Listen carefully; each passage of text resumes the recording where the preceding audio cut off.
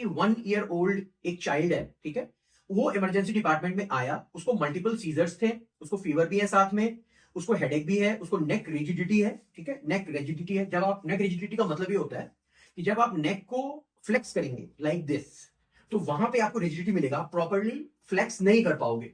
तो इस केस में क्या क्लू मिलता है? Okay, now the patient is something related to the brain and the patient is suffering from what? Meningitis. फिर उसके बाद जनरली जब ये सीएनएस का केस होता है तो वो सीएसएफ एनालिसिस तो कराना ही होता है।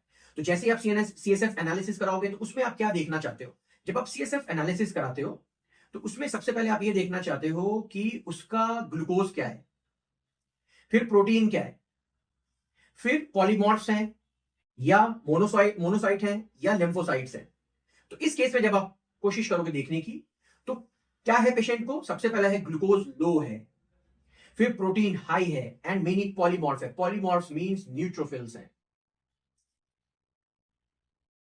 तो ये क्या बताने की कोशिश कर रहा है? जब भी आपको बैक्टीरियल मेनिंजाइटिस होगा तो वहां पे ग्लूकोज ऑलवेज कम होगा, जस्ट रिमेंबर।